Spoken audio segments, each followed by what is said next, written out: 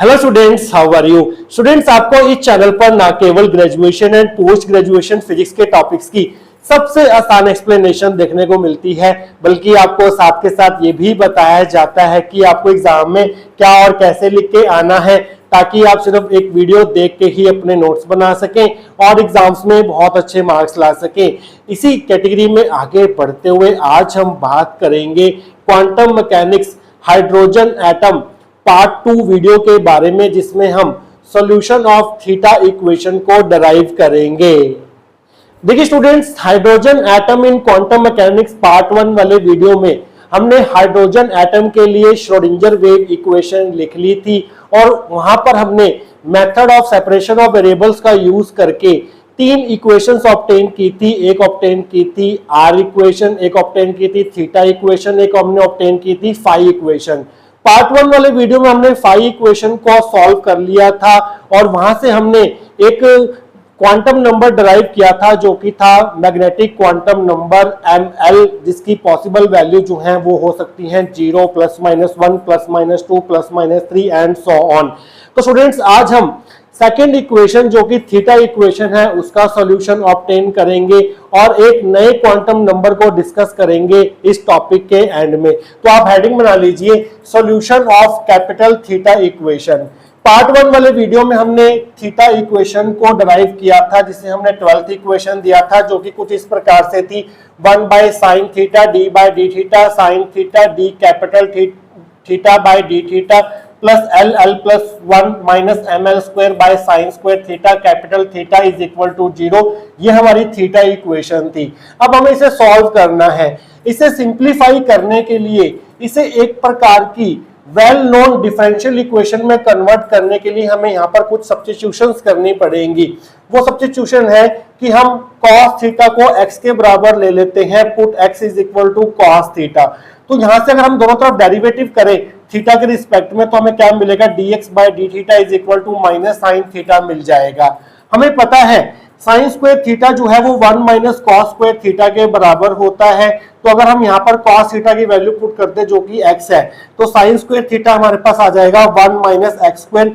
ये हमारी होगी इक्वेशन नंबर 16a, क्योंकि हम 15 इक्वेशन तक पार्ट 1 वाले वीडियो में हम 15 इक्वेशन तक ड्राइव कर चुके थे, तो इसे हम नेक्स्ट इक्वेशन का नाम देंगे जो कि होगी 16a। हमें क्या करना है, basically 1/sin theta d/d theta की वैल्यू फाइंड आउट करनी है इन टर्म्स ऑफ x, और हमें इस ब्रैकेटेड टर्म की वैल्यू फाइंड आउट करनी है इन टर्म्स ऑफ x, और साइन स्क्वायर थीटा को हम x की टर्म्स में ऑब्टेन कर चुके हैं। साइन स्क्वायर थीटा जो है वो 1 - x² के बराबर आ चुका है, जिसको हमने 16a दिया है। अब देखिए स्टूडेंट्स, जो हमारा यहाँ पर d थीटा/d थीटा लिखा है, इसे हम कैसे लिख सकते हैं, d capital theta theta can be written as d theta into dx/d theta. dx से डिवाइड कर दिया, dx से मल्टीप्लाई कर दिया, कोई फर्क नहीं पड़ेगा। हमारे पास वैल्यू है dx/d थीटा की यहाँ पर -sin थीटा, तो इस dx/d थीटा की जगह हम -sin थीटा पुट कर देंगे यहाँ पर। तो इसे हम कैसे लिख सकते हैं, इस sin थीटा को डिनोमिनेटर में ले आए अगर, तो 1/sin theta d capital d theta by d theta is equal to आ जाएगा हमारे पास क्या, माइनस साइन यहाँ पर आ जाएगा -d थीटा बाय dx। तो हमें वैल्यू किसकी चाहिए, हमें चाहिए value 1/sin theta d/d theta की। तो हम क्या करते हैं स्टूडेंट्स, थीटा से थीटा जो है वो यहाँ पर काट देते हैं। आपको काट के नहीं दिखाना है, यहाँ से थीटा और यहाँ से थीटा हटा देंगे, तो 1/sin थीटा d/d थीटा की वैल्यू आ गई हमारे पास -d/dx, ये होगी हमारी 16b। तो हमारे पास इस टर्म की वैल्यू भी आ चुकी है 1/sin थीटा d/d थीटा जो है वो किसके बराबर निकल के आया है, -d/dx के बराबर निकल के आया है। ये हमारी 16b इक्वेशन होगी। अब हमें इसकी वैल्यू निकालनी है। इसकी वैल्यू हम कैसे ऑब्टेन करेंगे, इसकी वैल्यू हम यहाँ से ऑब्टेन करेंगे। हमारे पास d थीटा/d थीटा है, हमें मल्टीप्लाई कर देना है दोनों तरफ sin थीटा से, तो हमें इसकी वैल्यू मिल जाएगी। Multiplying both sides by sin theta, तो हमें क्या मिलेगा, पहले आप क्या कीजिए, -sin थीटा को आगे लिख दीजिए, d capital theta theta is equal to -sin theta d थीटा/dx हो गया। दोनों तरफ अगर हम साइन से मल्टीप्लाई करेंगे तो यहाँ पर sin theta d capital theta theta is equal to हो जाएगा, साइन इंटू साइन हो जाएगा हमारे पास -sin स्क्वायर थीटा। इसे हमने sin थीटा से मल्टीप्लाई किया तो यहाँ पर आ गया -sin स्क्वायर थीटा d थीटा/dx, और हमारे पास sin स्क्वायर थीटा की वैल्यू है इन टर्म्स ऑफ x जो कि है 1 - x²। तो इस साइन स्क्वायर थीटा की जगह 1 माइनस एक्स स्क्वायर रख देंगे तो हमारे पास क्या आ जाएगा, हमारे पास आ जाएगा sine theta D capital theta by D theta is equal to minus sine as it is sine square theta की जगह हम रख रहे हैं 1 माइनस एक्स स्क्वायर, साथ में है D theta by D X. तो हमारे पास स्टूडेंट्स इस ब्रैकेटेड टर्म की वैल्यू आ चुकी है इन टर्म्स ऑफ एक्स, जो कि है हमारे पास minus 1 minus x square D theta by D x. ये होगी हमारी 16C इक्वेशन। तो स्टूडेंट्स हम क्या करेंगे, 16A, 16B, 16C इक्वेशन में जो हमें वैल्यूज मिली हैं वो हम सब्स्टिट्यूट करेंगे 12th इक्वेशन में। तो आप लिखेंगे using 16A, 16B and 16C in 12 we get. तो ध्यान से देखिए students, 1 by sine theta D by D theta, इसकी वैल्यू क्या है हमारे पास, इसकी वैल्यू है minus D by D X. तो इसकी जगह, इस पूरी टर्म की जगह हम लिख देंगे minus D by D X. अब इस ब्रैकेट को देखिए, यहाँ पर है sine theta D theta by D theta, इसकी वैल्यू क्या है हमारे पास, इसकी वैल्यू है minus 1 minus x square D theta by D X. तो यहाँ पर हम वैल्यू पुट कर देंगे minus 1 minus x square D theta by D X. यहाँ पर हमने बड़ी ब्रैकेट लगा दी और यहाँ पर हमने कर्ली ब्रैकेट का यूज कर लिया, प्लस एल प्लस 1 ऐसे ही रहेगा, माइनस एम एल स्क्वायर ऐसे ही रहेगा, और साइन स्क्वायर थीटा की वैल्यू हमारे पास 1 minus x square from equation 16A। तो यहाँ पर हमने 1 माइनस एक्स स्क्वायर पुट कर दिया, साइन स्क्वायर थीटा की जगह कैपिटल थीटा ऐसे रहेगा is equal to 0। Minus minus sine जो है वो प्लस का हो जाएगा, तो हम यहाँ पर इसको, इस टर्म को हम ऐसे लिख सकते हैं D by D X of 1 minus x square D theta by D X, plus ये ब्रैकेट ऐसी रहेगी इज इक्वल टू 0 ऐसे ही रहेगा। अब यहाँ पर हम डी बाय डी एक्स करना है हमने इसका और इसका, ये हमारा u है, ये हमारा v है। तो यहाँ पर हम product rule means UV rule of differentiation use करेंगे, जिसके अकॉर्डिंग पहले हम फर्स्ट फंक्शन को एज इट इज रखेंगे, 1 माइनस एक्स को ऐसे ही रखा, D theta by D x का डेरिवेटिव किया x के रिस्पेक्ट में, तो हमें मिलेगा D square theta by D x square.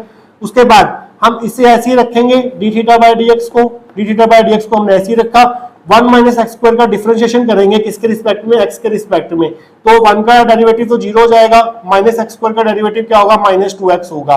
तो यहाँ पर u इंटू वी रूल लगाकर, प्रोडक्ट रूल लगाकर आपको ये टर्म और ये टर्म मिलेगी, प्लस ये ऐसे ही रहेगा, थीटा ऐसे ही रहेगा इज इक्वल टू 0 ऐसे ही रहेगा। तो ये वाली इक्वेशन जो है वो पूरी की पूरी जो है वो x के टर्म्स में हमने कन्वर्ट कर दी है। ये हमारी 17th इक्वेशन होगी। इसके आगे का पार्ट हम करेंगे आने वाले सेक्शंस के अंदर। तो स्टूडेंट्स लास्ट सेक्शन में हम इक्वेशन नंबर 17 तक पहुंच चुके थे। देखिए स्टूडेंट्स, अगर आप इक्वेशन 17 को ध्यान से देखेंगे तो ये बिल्कुल हूबहू एसोसिएटेड लेजेंडरी डिफरेंशियल इक्वेशन की तरह आपको नजर आएगी, but associated legendary differential equation में कैपिटल थीटा की जगह हमारे पास होता है पी एल एम एक्स, जिसे हम बोलते हैं लेजेंडरी एसोसिएटेड लेजेंडरी पॉलिनोमियल। तो स्टूडेंट्स आप यहां पर क्या लिखेंगे, equation 17 is of the form of associated legendary differential equation which is given as. Equation 17 जो है वो एसोसिएटेड लेजेंडरी डिफरेंशियल इक्वेशन की फॉर्म ले चुकी है, जो कि कुछ इस प्रकार से होती है 1 minus x square D square by D x square. यहाँ पर थीटा की जगह एसोसिएटेड लेजेंडरी डिफरेंशियल इक्वेशन में होता है P L M X minus 2x D by D X. यहाँ पर थीटा की जगह आप लिखेंगे P L M X plus, ये बिल्कुल सेम रहेगा, यहाँ पर ml है, but associated legendary differential equation में m होता है L plus 1 minus M square 1 minus x square, और इस थीटा की जगह आएगा P L M X is equal to 0। इस पी एल एम एक्स को हम बोलते हैं एसोसिएटेड लेजेंडरी पॉलिनोमियल या फिर एसोसिएटेड लेजेंडरी फंक्शन। अगर आप इस 18th इक्वेशन को सॉल्व करेंगे तो आपको इसकी वैल्यू मिलेगी, पी एल एम एक्स की वैल्यू मिलेगी, जो कि है हमारे पास एसोसिएटेड लेजेंडरी पॉलिनोमियल।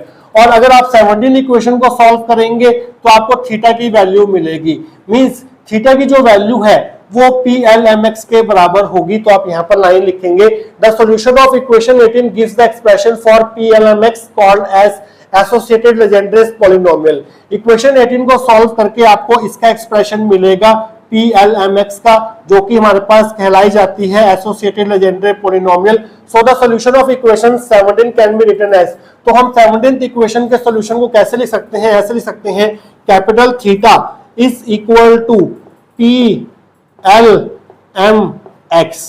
बट जो हमारा वेव फंक्शन होता है उसे हमें नॉर्मलाइज भी करना होता है, तो उसके लिए हम यहाँ पर क्या करेंगे, एक नॉर्मलाइजेशन कांस्टेंट b से मल्टीप्लाई करेंगे, तो ये होगी हमारे पास 19th इक्वेशन, जहां पर b जो है वो नॉर्मलाइजेशन कांस्टेंट है, जिसकी वैल्यू हम नॉर्मलाइजेशन कंडीशन को यूज करके फाइंड आउट कर सकते हैं, where b is normalization constant whose value can be obtained by using normalization condition. Normalization condition हम यूज करेंगे इस थीटा के ऊपर। तो नॉर्मलाइजेशन कंडीशन आपको पता है क्या होती है, वो होती है हमारे पास थीटा का complex conjugate theta star multiplied theta, और ये थीटा जो है वो आप जानते हैं किसका फंक्शन है, थीटा जो है कैपिटल थीटा जो है वो फंक्शन है हमारे पास स्मॉल थीटा का।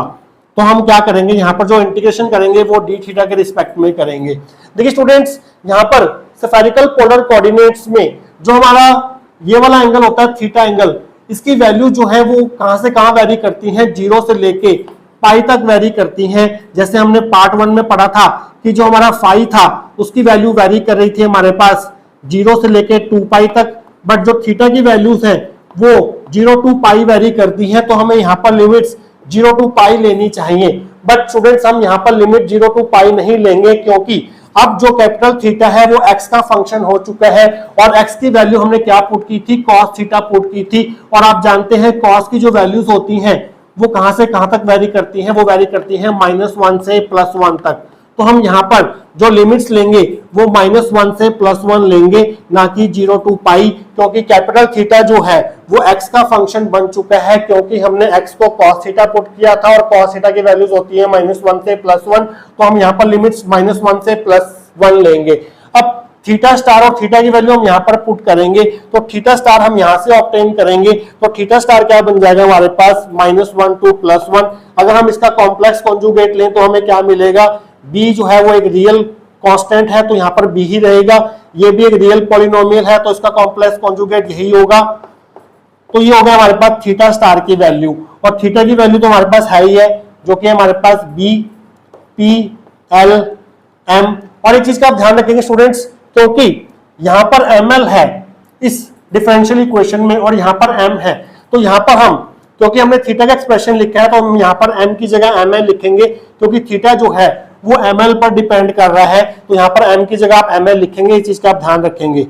यहां पर भी ml, यहां पर भी ml, और अब जो इंटीग्रेशन होगा हमारे पास वो x के रिस्पेक्ट में होगा, क्योंकि ये दोनों जो है वो x के फंक्शंस है। तो अब हम क्या करेंगे, b इंटू बी, और नॉर्मलाइजेशन कंडीशन में हमारे पास इक्वल टू में 1 भी आता है तो यहाँ पर 1 भी लगाएंगे। अब b इंटू बी जो है वो b स्क्वायर हो जाएगा, b स्क्वायर को हम बाहर ले लेते हैं, b स्क्वायर बाहर आ गया, अंदर आ गया हमारे पास -1 to +1 p l m l x p l m l x equal to 1। तो स्टूडेंट्स अब हमें क्या करना है, इस इंटीग्रेशन की, जो इंटीग्रेशन आपको यहाँ पर दिखाई दे रहा है, इसकी वैल्यू फाइंड आउट करनी है। उसकी वैल्यू फाइंड आउट करके यहाँ पर पुट कर रहे हैं, ताकि हम नॉर्मलाइजेशन कांस्टेंट b की वैल्यू फाइंड आउट कर चुके। जब हमारे पास b की वैल्यू आ जाएगी तो b की वैल्यू हम यहाँ पर पुट कर देंगे, तो हमें मिल जाएगा normalised wave function capital theta. ये सारे स्टेप्स हम करेंगे आने वाले सेक्शंस के अंदर, और उससे पहले हम इसे दे देते हैं इक्वेशन नंबर 19th इक्वेशन हम इसे दे चुके हैं, तो इसे हम देंगे इक्वेशन नंबर 20। तो स्टूडेंट्स पिछले सेक्शन में हम 19th इक्वेशन और 20th इक्वेशन तक पहुंच चुके थे। ये जो 20th इक्वेशन में हमारे पास इंटीग्रल आ रहा है, इसकी वैल्यू हमने ऑब्टेन करनी है, और इसकी वैल्यू हम ऑब्टेन करेंगे by using orthogonal property of associated Legendre polynomial, जो हमें ये कहती है the orthogonal property of associated Legendre polynomial. Associated Legendre polynomial PLMX की जो ऑर्थोगोनल प्रॉपर्टी होती है, उसकी वैल्यू, उसका एक्सप्रेशन जो है वो कुछ इस प्रकार से होता है, integration -1 to +1 PLMX PKMX dx is equal to 2/2l + 1 l + m factorial by l - m factorial delta l के, जहां पर डेल्टा l के जो है वो है क्रोनेकर डेल्टा फंक्शन, जिसकी वैल्यू जो है वो कुछ इस प्रकार से होती है, वेयर डेल्टा l के is equal to 0 if l not equal to k, 1 if l equal to k। तो अगर हम यहाँ पर k की जगह l पुट कर दें तो डेल्टा l k की जो वैल्यू है वो 1 हो जाएगी, क्योंकि हमें यहाँ पर इंटीग्रेशन में यहाँ भी l है और यहाँ भी l है, तो हमें ये इंटीग्रेशन की वैल्यू ऑब्टेन करनी है। तो उसके लिए हम क्या करेंगे, k की जगह l पुट कर देंगे, तो आपको क्या मिलेगा, इंटीग्रेशन -1 टू +1 PLMX P यहाँ पर K की जगह L पुट कर दिया, mx dx is equal to 2/2L plus 1 L plus m factorial by L minus m factorial, और यहाँ पर डेल्टा L K की वैल्यू क्या होगी 1। अगर हमारे पास L और K बराबर है तो यहाँ पर हमने 1 रख दिया। तो स्टूडेंट्स हमें इस इंटीग्रेशन की वैल्यू ये मिल चुकी है, बट हमारे पास यहाँ पर सुपरस्क्रिप्ट में ml है, तो हम क्या करेंगे, इस m को इस m को इस m को इस m को ml से रिप्लेस कर देंगे। तो यहाँ पर आप m की जगह ml लिखेंगे, m की जगह ml लिखेंगे, m की जगह ml लिखेंगे। तो ये आगे हमारे पास जो हमें इंटीग्रल की वैल्यू चाहिए थी वो वैल्यू हमारे पास आ चुकी है इन इक्वेशन नंबर 21। तो इस इंटीग्रेशन की जगह हम ये वैल्यू सब्स्टिट्यूट करेंगे। तो आप लिखेंगे यूजिंग 21 इन 20 वी गेट, तो हमें क्या मिलेगा, तो यहाँ पर b² ऐसे ही रहेगा। इस पूरे इंटीग्रेशन की जगह हम ये चीज पुट करने जा रहे हैं जो कि है 2/2L plus 1 L plus ml factorial by L minus ml factorial equal to है हमारे पास यहाँ पर 1 मल्टीप्लाई में 1 जो है वो आपको सेम टर्म ही देगा। हमें b की वैल्यू फाइंड आउट करनी है, तो हम क्या करेंगे, इसको उधर ले जाएंगे, इस डिनोमिनेटर को जब हम 1 से मल्टीप्लाई करेंगे तो हमारे पास क्या आएगा, ये बचेगा हमारे पास b² इज इक्वल टू, ये पूरी टर्म जो है वो 1 से मल्टीप्लाई होगी 2L plus 1 L minus ml factorial, और ये जो मल्टीप्लाई में है ये डिनोमिनेटर में आ जाएगा 2 into L plus ml factorial. हमें b की वैल्यू चाहिए तो ये स्क्वायर हम यहाँ से हटाएंगे, तो ये इसके जो है इधर जाके स्क्वायर रूट बन जाएगा। ये होगी हमारी 22nd इक्वेशन। तो हमने नॉर्मलाइजेशन कांस्टेंट b की वैल्यू फाइंड आउट कर ली है with the help of normalisation condition. तो इस b की वैल्यू को हम यहाँ पर पुट कर देंगे तो हमें मिल जाएगा normalised wave function capital theta की वैल्यू। तो आप लिखेंगे using 22 in 19 we get capital theta is equal to b की वैल्यू।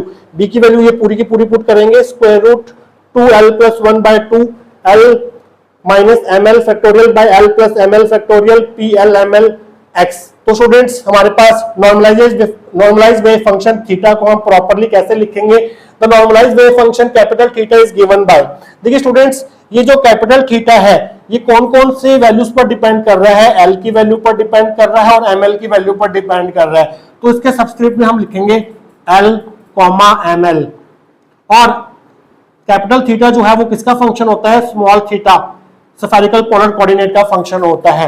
तो नॉर्मलाइज्ड वेव फंक्शन को आप प्रॉपर्ली इस तरह से लिखेंगे। तो capital theta L, ml, theta की जो वैल्यू है वो क्या आ गई आपके पास, ये आ गई। यहाँ पर आपको x की वैल्यू पुट करनी होगी जो कि हमारे पास है cos theta square root 2L plus 1 by 2L minus ml factorial by L plus ml factorial PLML cos theta. तो ये है हमारे पास students final solution of theta equation, जिसे सॉल्व करके हमें कैपिटल थीटा की वैल्यू मिल गई जो कि L और ml की वैल्यूज पर डिपेंड कर रहा है, और कैपिटल थीटा जो है वो spherical polar coordinate small theta का फंक्शन है, जिसका एक्सप्रेशन जो है वो कुछ इस तरह से दिया जाएगा। तो अगर आप स्टूडेंट्स इसको ध्यान से देखें स्क्वायर रूट वाले टर्म को, अगर इस सॉल्यूशन को वैलिड होना है तो आपको क्या करना होगा, इस L को ml से बड़ा होना होगा। अगर L ml से छोटा हो गया तो ये जो है ब्रैकेटेड टर्म वो नेगेटिव हो जाएगी और स्क्वायर रूट ऑफ नेगेटिव जो है वो इमेजिनरी हो जाएगा, जिससे हमारा वेव फंक्शन जो है वो इमेजिनरी हो जाएगा। उस केस में हमारा वेव फंक्शन जो है वो एक्सेप्टेबल नहीं होगा। तो इस वेव फंक्शन को एक्सेप्टेबल बनाने के लिए हमें क्या करना होगा, L को हमेशा ml से बड़ा रखना होगा। तो नेसेसरी कंडीशन क्या होगी, अगर आपको ये सॉल्यूशन ऑब्टेन करना है थीटा इक्वेशन का, तो उस केस में L जो है वो ml से हमेशा बड़ा होना चाहिए। The necessary condition to obtain the above solution is that L should be greater than equal to mod of ml। L ml के बराबर हो सकता है, क्योंकि अगर आप L को ml के बराबर रख देंगे तो यहाँ पर 0 फैक्टोरियल आ जाएगा जिसकी वैल्यू 1 होती है, तो वो एक्सेप्टेबल वेव फंक्शन हमें देगा थीटा की वैल्यू। बट L जो है वो ml से छोटा नहीं होना चाहिए, या तो उसके बराबर हो या उससे बड़ा हो। मींस दूसरे शब्दों में आप ये भी कह सकते हैं कि ml should be less than equal to L। Means जो ml की वैल्यूज होंगी वो कहां से कहां तक वेरी करेंगी, -L से लेके +ml तक वेरी करेंगी। तो हमने जो पार्ट 1 में देखा था कि जो ml की वैल्यूज आ रही थी हमारे पास 0 +-1 +-2 एंड सो ऑन, ये हमने नहीं देखा था कि वैल्यू कहां तक जाएंगी। तो आज पार्ट 2 वाले वीडियो में श्रोडिंगर वेव इक्वेशन की थीटा इक्वेशन को सॉल्व करके हमें पता लग गया कि जो ml की वैल्यूज है वो -L से लेके +L तक जाएंगी, तो इसकी जो वैल्यूज होंगी वो +-L तक जाएंगी। अगर आप ये सारी वैल्यूज कैलकुलेट करेंगे तो टोटल हमारे पास 2L + 1 वैल्यूज जो है ये बनेंगी। तो ml की जो है वो 2l+1 वैल्यूज हो सकती हैं। अब l क्या है, l को हम बोलते हैं where l is called azimuthal quantum number.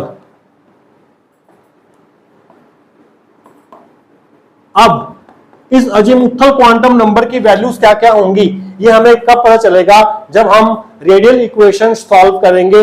वहां जाके एंड में आप देखेंगे कि इस एल की क्या क्या पॉसिबल वैल्यूज हो सकती हैं। वहां से हमें रेडियल इक्वेशन को सॉल्व करके एक और क्वांटम नंबर मिलेगा, इसे हम बोलेंगे प्रिंसिपल क्वांटम नंबर।